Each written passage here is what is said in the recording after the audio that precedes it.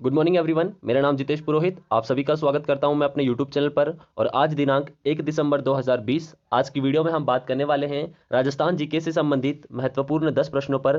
तो पूरा वीडियो को आप ध्यानपूर्वक देखिए और आज की वीडियो की पीडीएफ फाइल आप मेरे व्हाट्सएप ग्रुप तथा टेलीग्राम ग्रुप से डाउनलोड कर सकते हो। दोनों ग्रुप की लिंक मैंने डिस्क्रिप्शन में डाल दी है, आप वहां से उन पर ज्वाइन हो जाइए और पीडीएफ आपको उन ग्रुप पर अवेलेबल करवा दी जाएगी।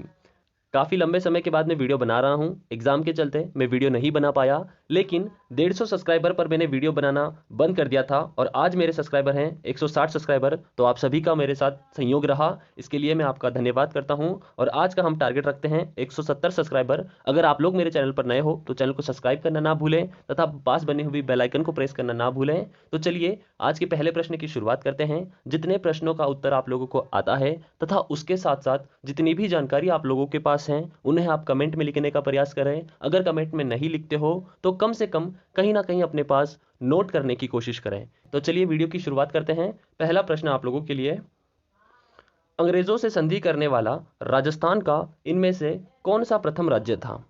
4 ऑप्शन आप लोगों को दिए गए हैं, इन चारों में से आपको बताना है वह राज्य कौन सा था जिसने अंग्रेजों से सर्वप्रथम संधि की थी। अपना आंसर मुझे कमेंट बॉक्स में जरूर बताएं। आप लोगों को पता है कि राजस्थान से सबसे पहले संधि किसने की थी? करौली राज्य ने की थी। उसके बाद संधि किसने की थी? टोंक राज्य ने की थी। आप राज्य का मतलब ऐसा मत समझना कि ये अलग स्टेट हैं, राज्य मतलब आप समझिए रियासतें। अब आपका पॉइंट क्लियर हो चुका होगा, राज्य मतलब आपको समझना था रियासतें। और कौन सी रियासत थी इन चारों में से जिसने सर्वप्रथम संधि की थी? तो आपका राइट आंसर हो जाएगा कोटा। कोटा यह ऐसा राज्य था जिसने अंग्रेजों के साथ सहायक संधि 1817 में की थी। और उस समय कोटा के शासक कौन थे? तो आप लोग मुझे कमेंट करके बता रहे हो या मैं ही बता दूं? चलो मैं बता देता हूं। इसके थे उम्मेद सिंह। कौन थे? उम्मेद सिंह। इन्होंने अंग्रेजों के साथ सहायक संधि की थी 1817 में। लेकिन कई बार सहायक संधियों से भी एग्जाम में प्रश्न पूछे जा चुके हैं। पटवार में भी अगर आप लोगों ने पिछले बार का पेपर देखा होगा तो एक प्रश्न जरूर है सहायक संधियों से संबंधित। सहायक संधियों की वीडियो मैं बहुत ही जल्द बनाने वाला हूं, जिसमें आपको लगभग 14 रियासतों के बारे में बताऊंगा कि सबसे पहले सहायक संधि किसने की, सबसे अंतिम वाली सहायक संधि तथा इनके सन भी मैं आप लोगों को बताऊंगा। उसी के साथ साथ उस समय के शासक कौन थे, इसका मैं आपको एक फॉर्मूला बता देता हूं। आपको याद रखना है कटक। यहां से आपकी 3 रियासतें कंप्लीट हो गई। उसके बाद आपको याद रखना है कटक, जम्मू, बूंदी में। ये बहुत ही अच्छी ट्रिक है जो मैंने खुद बनाई है, इससे संबंधित मैं आपको पूरी वीडियो बना दूंगा। लेकिन पहले 5 अगर आपको याद रखना है तो ऐसे याद रखिए, कटक, जम्मू, बूंदी में। कटक, जम्मू, बूंदी में, जिससे आप याद कर सकते हो करौली, टोंक, कोटा, ये तीनों 1817। फिर यहां पर आएगा जोधपुर और ये आएगा उदयपुर। तो आप मुझे कमेंट करके बताओ कि जोधपुर व उदयपुर ने कौन से सन में अंग्रेजों के साथ सहायक संधि की थी? ऑप्शन दे दूं, 1817, 1818, 1819, 1820। अपना आंसर मुझे कमेंट बॉक्स में जरूर बताएं। इस प्रश्न से हमें इतनी सारी जानकारी मिलती है। अगर आपको भी बहुत सारी जानकारी आप पता है तो कमेंट बॉक्स में लिखते चलिए। बढ़ते हैं हम अगले प्रश्न पर। सिंधु सभ्यता का प्रमुख नगर कालीबंगा किस नदी के समीप स्थित है? कालीबंगा से संबंधित भी बहुत सारे प्रश्न पूछे जा चुके हैं। कालीबंगा का अर्थ होता है काले रंग की चूड़ी। इसी प्रकार मोहनजोदाड़ो का भी आपसे पूछा जाता है, उसका अर्थ होता है मृतकों का टीला। क्या अर्थ होता है? मृतकों का टीला, यह उसका अर्थ है। और कालीबंगा से संबंधित पिछले बार प्रश्न पूछे जा चुके हैं कि यह कौन से राज्य में स्थित है। फिर अगर राजस्थान के अकॉर्डिंग देख लें तो यह कौन से जिले में आता है, तब हम बताते हैं यह हनुमानगढ़ जिले में आता है। कौन से जिले में आता है? हनुमानगढ़ जिले में आता है। और हमें पता है हनुमानगढ़ जिला जो राजस्थान का 31वां जिला है। कौन सा जिला है? 31वां जिला है। तो मुझे कमेंट करके बताओ कि राजस्थान का 31वां जिला हनुमानगढ़ यह कब बनाया गया? सन मुझे आप लोगों को कमेंट करके बताना है। यहीं पर आपसे मैंने नदी पूछी थी कि यह कौन से नदी के किनारे हैं, सिंधु नदी, रावी नदी, सतलज नदी या घग्गर नदी। अगर आप इसे थोड़ा सा ध्यान से पढ़ोगे तो आपको इसी का आंसर यहीं पे मिल जाएगा। ये बसा हुआ है घग्गर नदी के किनारे।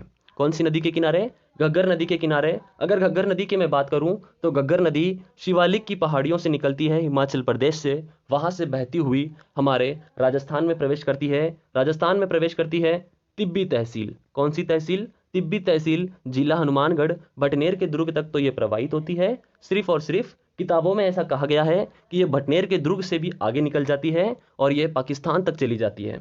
कहाँ तक चली जाती है? गंगानगर होती हुई ये पाकिस्तान में चली जाती है और पाकिस्तान में इसे हकरा के नाम से जाना जाता है। किस नाम से जाना जाता है? हकरा के नाम से इसे पाकिस्तान में जाना जाता है। ये चीज़ें आप लोगों को याद रखनी है। राजस्थान के प्रथम एजीजी कौन थे? इस प्रश्न का राइट आंसर हो जाएगा इब्राहिम लॉकेट। अब आप लोगों से प्रथम पूछा है, कई बार 1857 के समय राजस्थान के एजीजी पूछ लिए जाते हैं, तब आपको याद रखना है जॉर्ज पैट्रिक लॉरेंस। कौन थे हमारे उस समय के? George Patrick Lawrence. ये नाम आपको याद रखना है। 1857 में अलग था और प्रथम जो है इनका नाम अलग है। इनका नाम है अब्राहम लॉकेट और जो 1857 के समय थे ये है हमारे जॉर्ज पैट्रिक लॉरेंस। उसके बाद 1857 के समय भारत का गवर्नर कौन था? ये आपको याद रखना है। और उसी समय राजस्थान के गवर्नर जनरल कौन थे? ये भी आपको याद रखना है। बारां जिले में काकुनी मंदिर किस नदी के किनारे स्थित है? यह एक नया प्रश्न है, आप लोगों ने अभी तक इस मंदिर के बारे में नहीं पढ़ा होगा। काकुनी मंदिर यह बारां जिले में स्थित है। अगर आप इन ऑप्शन को भी अच्छे से देखो तो भी आप इस प्रश्न का सही उत्तर लगा सकते हो। जैसे चंबल नदी राजस्थान के कौन कौन से जिलों में बहती है, यह आप लोगों को प्रॉपर तरीके से याद होना चाहिए। यह नदी राजस्थान के 6 जिलों में बहती है और कौन कौन से जिलों में बहती है ये भी आप लोगों को मैंने बता रखा है। आप मेरी पिछली वीडियो को जरूर देखें। मैंने राजस्थान की ज्योग्राफी लगभग 70% तक पढ़ा दी है। कुछ 4 से 5 टॉपिक छूट रहे हैं, वो मैं अब शुरुआत करने वाला हूं। आज शाम को मैं जनसंख्या से संबंधित वीडियो बनाने वाला हूं, तो उस वीडियो को देखना ना भूलें, जिसमें राजस्थान की जनसंख्या और उसी के साथ भारत की जनसंख्या, राजस्थान की जनसंख्या, भारत की जनसंख्या और कुछ पॉइंट हम विश्व की जनसंख्या से भी पढ़ने वाले हैं। तो ये टॉपिक मैं आप लोगों का आज से शुरुआत करने वाला हूं। अगर आप लोग चैनल पर नए हो तो प्लीज़ चैनल को सब्सक्राइब कर लें तथा अपने दोस्तों में भी इसे शेयर करते रहें। एक बार उन जानकारी वाली वीडियो को देखिए और जनसंख्या वाली वीडियो भी देखना। जिस तरह हूबहू कोचिंग में पढ़ाया जाता है, जिस तरह वहाँ पर आपके नोट्स बनाए जाते हैं, वही सारे नोट्स मैं आप लोगों के इस वीडियो के माध्यम से बनवा दूंगा। तो आप बस उस वीडियो को देखना मत भूलें। बात करते हैं इस प्रश्न के राइट आंसर पर। तो चंबल नदी यह बारां जिले से बहती है, नहीं बहती? कमेंट करके बताना। बनास नदी यह भी राजस्थान के 6 जिलों से बहती है। उद्गम स्थान कहाँ से होता है, कौन कौन से जिले से बहती है, ये सभी चीज़ें मैंने आप लोगों को पिछली वीडियो में समझा रखी हैं। बनास नदी से संबंधित आप वीडियो देख सकते हो। प्लेलिस्ट में आपको वीडियो अवेलेबल हो जाएगी। बाणगंगा नदी यह जयपुर से निकलती है बैराट की पहाड़ियों से और डायरेक्ट जाकर कहाँ मिल जाती है? यमुना नदी में मिल जाती है। बाणगंगा नदी जयपुर से निकलती है और डायरेक्ट कहाँ मिल जाती है? यमुना नदी में मिल जाती हैं। ये राजस्थान की एकमात्र ऐसी नदी है जो सीधे जाकर यमुना नदी में मिल जाती हैं। उसी के साथ साथ इसे अर्जुन की गंगा भी कहा जाता है, ये इसके उपनाम है तथा इससे संबंधित सभी जानकारी मैंने आप लोगों को पिछली वीडियो में बता रखी है। इस प्रश्न का राइट आंसर हो जाएगा परबन नदी, क्योंकि परबन नदी ये राजस्थान के 12 जिले से प्रवाहित होती है। और इस नदी से आपको एक इंपॉर्टेंट जानकारी याद रखनी है। इस नदी पर राजस्थान में कुछ परियोजनाएं चलाई जाती हैं। उन परियोजनाओं का नाम आप लोगों को याद रखना है। एक परियोजना चलाई जाती है बैथली परियोजना, दूसरी परियोजना चलाई जाती है लहासी परियोजना। कौन सी परियोजना? बैथली परियोजना और लहासी परियोजना। यह कौन सी नदी पर चलाई जाती है? तो आपको याद रखना है यह परबन नदी पर चलाई जाती है। इस प्रश्न से भी हमें इतनी सारी जानकारी मिलती है। अगर आप लोगों ने अभी तक अपने मित्रों में शेयर नहीं किया है तो वीडियो को शेयर जरूर कर दें। बात करते हैं हम अगले प्रश्न पर।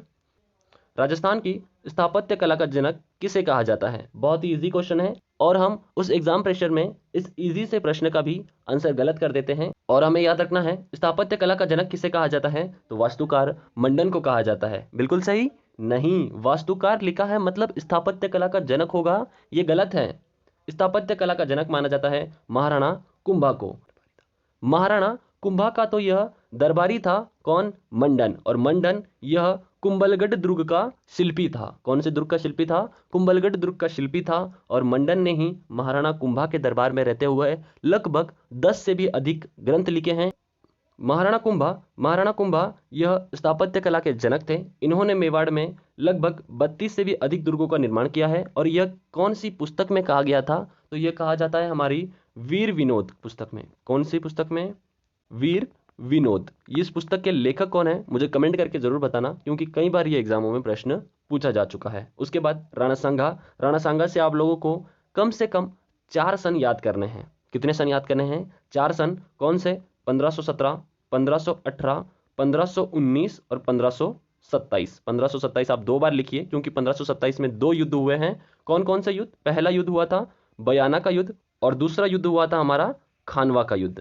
1517 में आप लोगों को याद रखना है खातोली का युद्ध, 1518 में बाड़ी का युद्ध और 1519 में गागरोन का युद्ध। ये युद्ध आप लोगों ने अगर राणा सांगा को पढ़ रखा होगा तब आपको अच्छे से याद होगा, और इन सन को आप याद करने की कोशिश करिए। 17, 18, 19, 27 को 2 बार, एक बयाना और एक खानवा। उसके बाद ये गोविंद जो नाम लिखा हुआ है, मुझे कमेंट करके बताएं गोविंद किसका पुत्र था, और गोविंद के द्वारा भी 3 ग्रंथ लिखे गए हैं।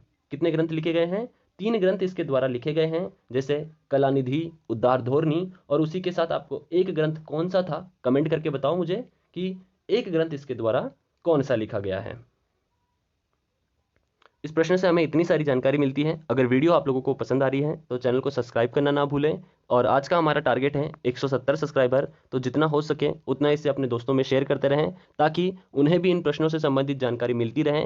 और जीके जो एक ऐसा सब्जेक्ट होता है कि इसे कभी एक दिन में पढ़कर नहीं खत्म किया जा सकता है, इसे हमें डेली पढ़ना होता है। इसीलिए 10 क्वेश्चन आप लोगों के लिए सफिशिएंट है। अगर आप 10 प्रश्न भी रोज के सॉल्व करते हो तो महीने में आप लगभग 300 प्रश्न सॉल्व करोगे। कितने प्रश्न सॉल्व करोगे? एक महीने में आप लगभग 300 प्रश्न सॉल्व करते हो, और 300 प्रश्न तो काफ़ी होते हैं अगर आप उन्हें पूरा डिटेल से पढ़ते हो तो। बात करते हैं हम अगले प्रश्न पर।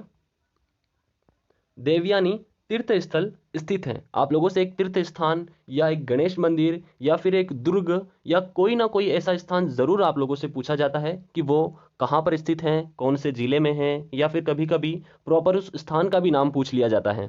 तो वैसा मैंने एक प्रश्न आगे रखा है आप लोगों के लिए। आप मुझे पहले बताइए कि देवयानी तीर्थ स्थल ये कहाँ स्थित है। तो लगभग सभी मित्रों को पता है यह सांभर में स्थित है, पुष्कर नहीं। पुष्कर में क्या है? सावित्री जी का मंदिर है, ब्रह्मा जी का मंदिर है, तथा उसी के साथ साथ पुष्कर को ही फूलों की खेती के लिए जाना जाता है। किसके लिए जाना जाता है? फूलों की खेती के लिए पुष्कर को जाना जाता है, और पुष्कर में ही रोपवे लगवाया गया है। तथा उसी के साथ आप लोगों को याद रखना था, पुष्कर में रुद्राणी नामक महिला, कौन सी महिला? रुद्राणी नामक महिला प्रतिदिन 1000 दीपक जलाया करती थी। तो ये सारी चीज़ें मैंने इतिहास में आप लोगों को बता रखी हैं। अगर आप लोगों ने वो वीडियो नहीं देखी तो इतिहास से संबंधित मैंने कुछ वीडियो बना रखी हैं, प्लेलिस्ट में आप लोगों को वो वीडियो अवेलेबल हो जाएगी, वहां से आप उन्हें एक बार जरूर देखिए। उसके बाद बात करते हैं कोलायत। तो कोलायत आप लोगों को कई बार पूछा जा चुका है, यह बीकानेर जिले में स्थित है। और कोलायत का मेला कब लगता है कमेंट करके बताओ, तथा यहाँ पर कौन सी जाति के लोग नहीं जाते हैं यह भी आप मुझे कमेंट करके बताओ। उसके बाद अटरू, ये कौन से जिले में है? तो अटरू यह राजस्थान के 12 जिले में पड़ता है। कौन से जिले में पड़ता है? यह 12 जिले में पड़ता है, और अटरू में ही एक मंदिर है जिसे मामा भांजे का मंदिर कहा जाता है। सीताबाड़ी का धार्मिक व पशु मेला कहाँ लगता है? बहुत ही इंपॉर्टेंट प्रश्न है। केसरवाड़ा भरतपुर, केसरवाड़ा जयपुर, या केसरवाड़ा बारा, या फिर उसी के साथ केसरवाड़ा बांसवाड़ा। तो इसका राइट आंसर है केसरवाड़ा, 12 जिले में। लास्ट ईयर यह प्रश्न पूछा गया था कि सीताबाड़ी का मेला कब लगता है, तो आपको ये भी बात याद रखनी है, यह मेला ज्येष्ठ अमावस्या के दिन लगता है, और ज्येष्ठ अमावस्या के दिन 12 जिले में। और कौन सी जनजाति से संबंधित है यह मेला? तो आपको याद रखना है यह सहरिया जनजाति से संबंधित है। कौन सी जनजाति? सहरिया जनजाति, जो राजस्थान में 12 जिले में सर्वाधिक निवेश करती है। तो ये बातें आप लोगों को याद रखनी है। इसी मेले को सहरियों का कुंभ भी कहा जाता है। क्या कहा जाता है? सहरियों का कुंभ भी कहा जाता है। राजस्थान में आप लोगों से 2 कुंभ पूछे जाते हैं, एक तो पुष्कर में लगने वाला कुंभ, तथा उसी के साथ साथ सहरियों का कुंभ कहाँ लगता है। और एक प्रश्न पूछा जाता है कि भीलों का कुंभ कहाँ लगता है। तो आप मुझे कमेंट करके बताओ कि भीलों का कुंभ कहाँ लगता है। बात करते हैं हम अगले प्रश्न पर। अगला प्रश्न रखा गया है, चौथ क्या था? बहुत ही इंपॉर्टेंट क्वेश्चन है, थोड़ा इंडिया लेवल का प्रश्न है। आप लोग ऑप्शन को अच्छे से पढ़िए, तब आपको इसका आंसर ऑटोमेटिकली समझ में आ जाएगा। सबसे पहला ऑप्शन है शिवाजी महाराज द्वारा बनाया गया एक मार्ग। दूसरा ऑप्शन औरंगजेब द्वारा लगाया गया एक धार्मिक कर। तीसरा ऑप्शन अकबर द्वारा वसूल किया जाने वाला सिंचाई कर। तथा चौथा ऑप्शन है शिवाजी महाराज द्वारा पड़ोसी राज्यों पर लगाया गया भूमि कर। कमेंट करके मुझे बताएं कि इसका आंसर क्या होगा राइट।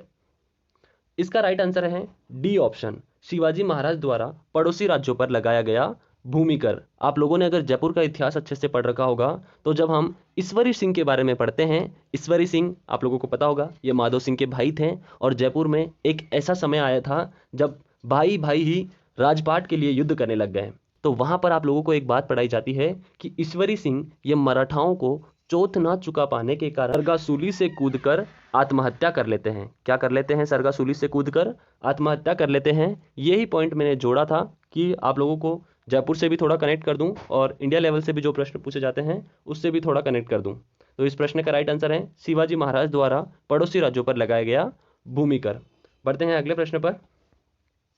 भील जनजाति से संबंधित चिमाता क्या है? बहुत ही इंपॉर्टेंट प्रश्न है। हर बार एग्जाम में ये प्रश्न कुछ डिफरेंट तरीके से पूछा जाता है। जैसे भील जातियों के द्वारा एक कृषि की जाती है जिसे स्थानांतरित कृषि कहा जाता है। स्थानांतरित कृषि मतलब क्या होता है? स्थान बदल बदल कर की जाने वाली कृषि। तो राजस्थान में इस कृषि को वालरा कृषि कहा जाता है। कौन सी कृषि कहा जाता है? वालरा कृषि कहा जाता है। और वालरा कृषि राजस्थान में 2 प्रकार की होती है। तो वहां से मैंने आप लोगों के लिए प्रश्न पूछा है कि चिमाता मतलब क्या होता है। तो भील जनजाति में चिमाता संबंधित है कृषि से, क्योंकि आभूषण तो नहीं है और इनके लोक देवता आपको याद रखना है टोटम। कौन है इनके लोक देवता? टोटम इनके लोक देवता हैं। तथा भीलों से संबंधित एक प्रश्न इंपॉर्टेंट पूछा जाता है कि भीलों के घर को क्या कहा जाता है? तो आप सभी को पता है भीलों के घर को कू या टापरा कहा जाता है। क्या कहा जाता है? कू या टापरा कहा जाता है। इसके बाद तो भीलों से संबंधित बहुत सारी जानकारी है। तो जब कभी आगे समय मिलेगा तो मैं भील जनजाति से संबंधित भी वीडियो आप लोगों के लिए बनाऊंगा। तो आपको वहां पर भीलों से संबंधित जितनी भी जानकारी है ये सारी वहां पर आप लोगों को प्रोवाइड करवा दी जाएगी। तो चिमाता आप लोगों को याद रखना है, यह भीलों में कृषि से संबंधित है। इसी के साथ एक और नाम आता है चिमाता, और कमेंट करके बताओ वह अगला नाम कौन सा है। बात करते हैं हम अगले प्रश्न पर। अगला प्रश्न मैंने आप लोगों के लिए रखा है कि निम्न में से किस जनजाति की आराध्य देवी चौथ माता है? बहुत ही इंपॉर्टेंट प्रश्न है। लोक देवियों से, लोक देवताओं से एक प्रश्न जरूर पूछा जाता है, इसीलिए सभी क्वेश्चन को मैंने मिक्स करके रखा है। कुछ प्रश्न इतिहास से, कुछ प्रश्न ज्योग्राफी से और कुछ प्रश्न कल्चर से भी उठाने के मैंने प्रयत्न किए हैं। तो आप लोग इस प्रश्न का आंसर मुझे कमेंट करके बताओ। आज की वीडियो आप लोगों को कैसी लगी? कुछ कमी है, कुछ सजेशन है तो वो भी आप मुझे कमेंट करके बताओ। चैनल पर नए हो और चैनल को अगर अभी तक सब्सक्राइब नहीं किया है तो इसे सब्सक्राइब जरूर करें, पास बने हुए बेल आइकन को भी प्रेस कर दें। और आज का हमारा टारगेट है 170 सब्सक्राइबर का, तो इसे जितना हो सके उतना आप अपने दोस्तों में शेयर करते रहें। पीडीएफ के लिए व्हाट्सएप ग्रुप तथा टेलीग्राम ग्रुप ज्वाइन कर सकते हो। दोनों ग्रुप की लिंक आपको डिस्क्रिप्शन में अवेलेबल करवा दी है। तो आज की वीडियो मैं यहीं पर समाप्त करता हूं। जय हिंद, जय भारत।